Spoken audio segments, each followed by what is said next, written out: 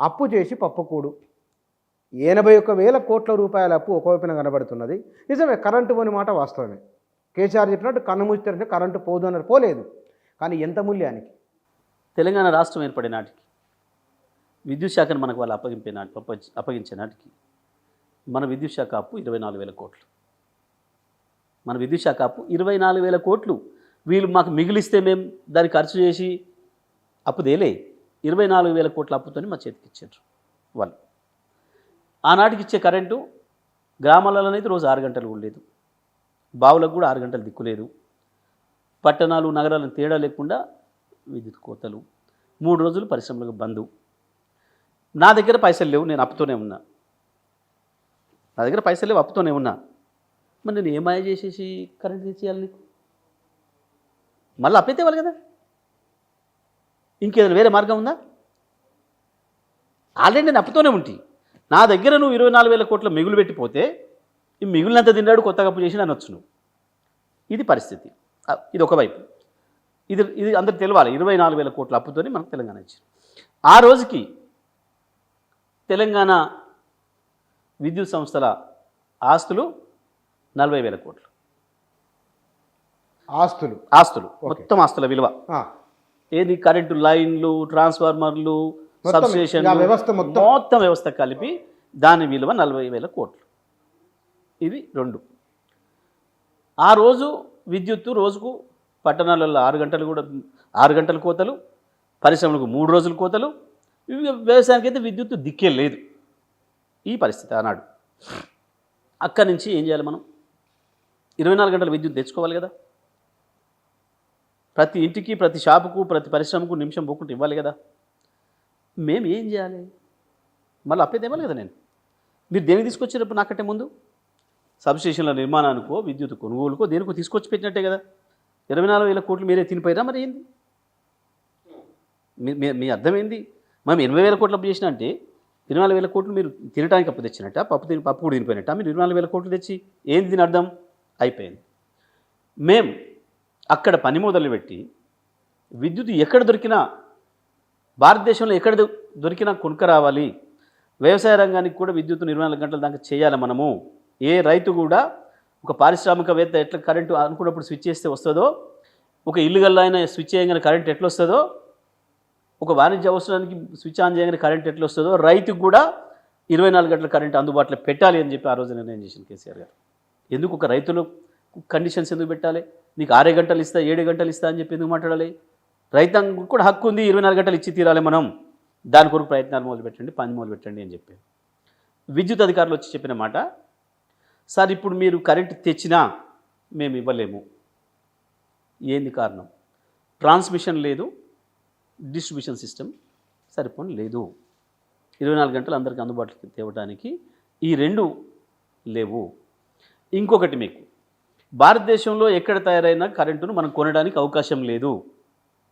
ఎందుకంటే ఉత్తర భారతదేశం సపరేట్గా ఉంది, దక్షిణ భారతదేశం సపరేట్గా ఉంది. ఆ రోజు వరకు విద్యుత్తులో లైన్ లేదు అక్కడి నుంచి ఇక్కడ కరెంట్ తేవడానికి.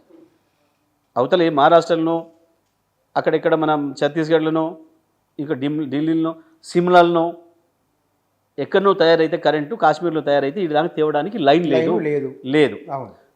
ఈ 2 కారణాల చేత మనం ఇప్పుడే చేయలేం సార్ అని చెప్పాను. మరి ఏంది మార్గం అంటే, పీజీసీఐఎల్ ఇప్పుడే లైన్ వేస్తుంది. ఆ లైన్లో మనం షేర్ కొనుక్కోవాలి. ఎందుకంటే సౌత్లో 4 రాష్ట్రాలలో కూడా పరిస్థితి అట్లనే ఉంది. ఎవడు కూడా విద్యుత్ పూర్తి స్థాయిలో ఇస్తలేరు. బెంగళూరుతో సహా 2 గంటల కరెంట్ కట్ చేస్తున్నారు. ఎందుకు అంటే కొనుక్కొచ్చుకుందామన్న అవకాశం లేదు కాబట్టి బయట దొరికే విద్యుత్తును. ఇప్పుడు ఒక లైన్ వస్తుంది పీజీసీఎల్ది, వార్దా నుంచి డిచ్పల్లి వరకు ప్రపోజల్ ఉంది.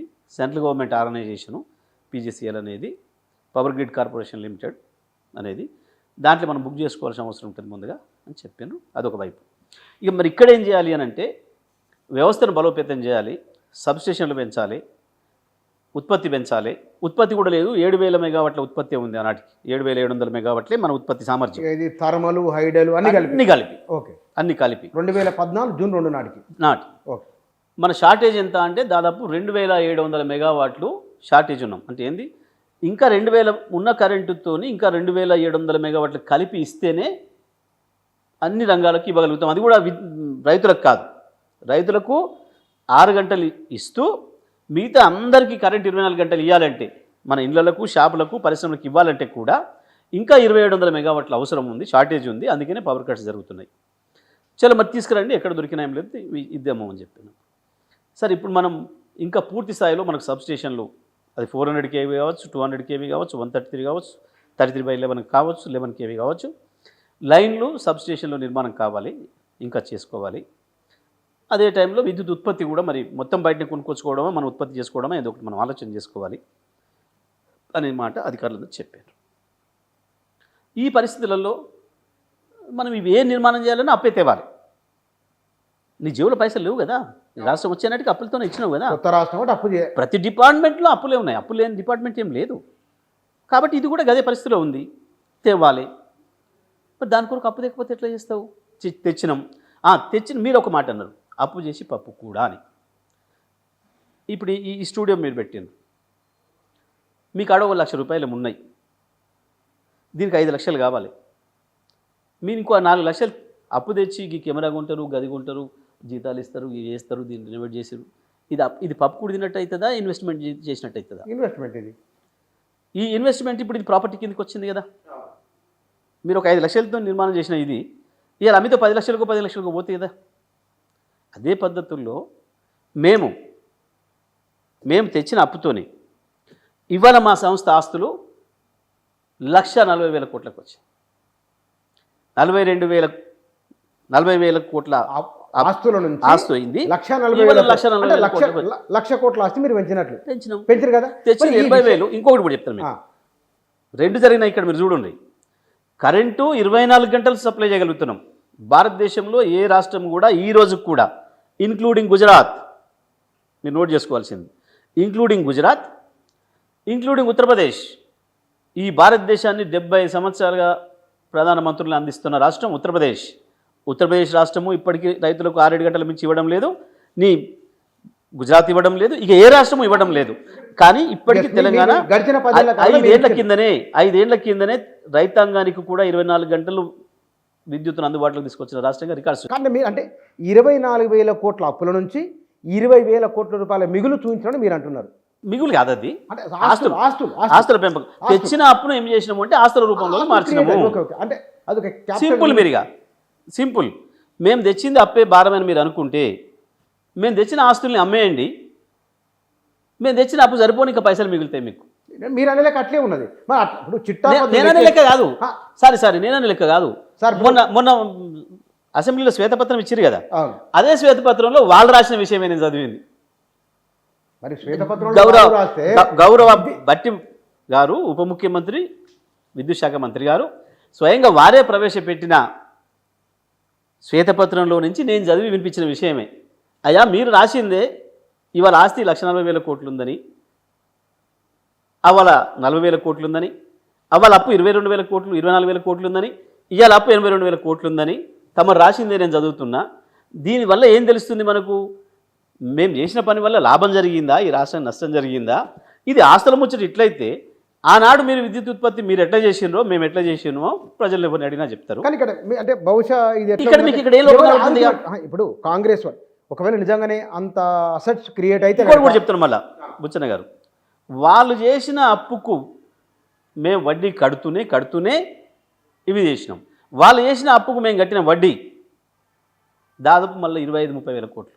సార్ ఆ లెక్క కొంచెం మరి ఇంకోటి ఒక రోజుకు మీరు చేసిన అప్పును ఇవాళ 191 కోట్ల రూపాయలు కడుతున్నట్టు. అప్పులు అసలు పోను, వాళ్ళు రూపాయి మిగిలితే లేదు, వచ్చినట్లే అప్పులకు మిత్తిలా కడతామని చెప్తున్నారు. అవును మరి కట్టాలి కదా, తెచ్చుకున్నాక నువ్వు వాస్తు జమ చేసుకుంటే నేను అప్పు కట్టనంటే ఎట్లా? సపోజ్ మీరే ఇల్లు కట్టుకురండి, మీరే ఇల్లు కట్టుకున్నారు అప్పు తెచ్చి, నేను అప్పు కట్టాల్సి వస్తుంది అని అంటే తెచ్చుకున్న అప్పు కట్టకపోతే ఇల్లు అయితే కట్టుకుంటావు, ఇక నాకు ఇట్టే ఇల్లు నాకేం ఉండాలి, నీకు అప్పు కట్టనంటే ఎట్లా? ఉంటే ఉంటుందా ఎక్కడైనా ప్రపంచంలో? నువ్వు తెచ్చిన పైసల్ని దేని కొరకు వినియోగించినావు అనేది లెక్క. ఇక్కడ మీకు సింపుల్, నేను 2 విషయాలు చెప్పిన ఇప్పుడు మీకు. భారతదేశంలోనే ఎవడు చేయనటువంటి గొప్ప పని ఇప్పటికీ 5 ఏళ్లుగా కూడా వరుసగా రికార్డు సృష్టిస్తున్నది ఒక తెలంగాణ. ఏమని? 24 గంటల విద్యుత్తును అన్ని రంగాలకు ఇస్తుంది. ఢిల్లీతో సహా, బెంగళూరు, ముంబై, ఢిల్లీ, కోల్కతాతో సహా ఇప్పటికీ కూడా పీక్ సమయంలో 2 గంటల పవర్ కట్స్ ఉన్నాయి. హైదరాబాద్ ఈ మధ్య మొదలైననుకోండి, అది వేరే విషయం. మీరు కూడా పని చేయండి. 15,000 మెగావాట్లు మీరు ఇంకోటి కూడా చేయండి.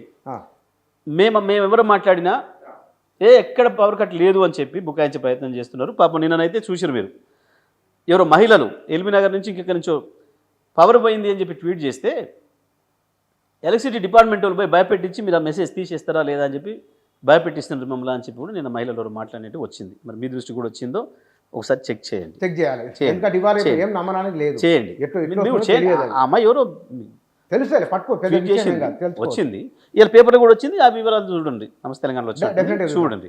మీకు ఇంకోటి కూడా చెప్తున్నా, నేనేమంటానంటే దయచేసి మీరే మీ ఆఫీస్లో 24 గంటలు ఎవరు ఉంటారు, కరెంట్ పోయినప్పుడల్లా రికార్డ్ చేయమని చెప్పండి. ఎప్పటి నుంచి ఎప్పటిదాకా పోయింది. ఎందుకంటే కరెక్ట్గా ఇప్పుడు మనం కూర్చున్న దాని వెనకాల నేను ఉంటున్నా.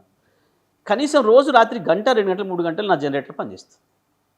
ఎందుకంటే పెద్ద సప్పుడు దాని రోజుకి నాకు మెలకు వస్తుంటుంది. బహుశా ఈడ కూడా పోతుండాలి నాకు తెలిసి. మీరు సింపుల్ రికార్డ్ చేయమని చెప్పండి పిల్లలు, అయిపోయింది. ఇదొక వైపు. నేను అంటుంది తెచ్చిన అప్పు. ఇంకోటి కూడా చెప్తాను మీకు, 24,000 అప్పు 10 సంవత్సరాలలో ఎంత కావాలి ఒకటి చెప్పండి. 24,000 రూపాయలు, 24,000 కోట్ల రూపాయలు 10 సంవత్సరాలలో బ్యాంకు వడ్డీ కడితే కూడా ఎంత అవుతుంది? 2,000 కోట్లు కడితే అయిపోతుంది. ఏంటిది 24,000 కోట్లు? 24,000 కోట్లకి ఎంత అవుతుంది అనుకుంటున్నావు? 5 ఏళ్లలో మళ్ళీ 24,000 కోట్లు అవుతుంది. మళ్ళీ 5 ఏళ్లలో 80,000 కోట్లు. నువ్వు తెచ్చినప్పు 80,000 కోట్లు అయింది. నేను చేసేది ఇంకా నువ్వు తెచ్చినప్పు అట్లా ఉండగా నేను నా ఆస్తిని 1,40,000 కోట్లకు పెంచినా. ఇలా ఎవరికి ఇచ్చినా తీసుకుంటారు.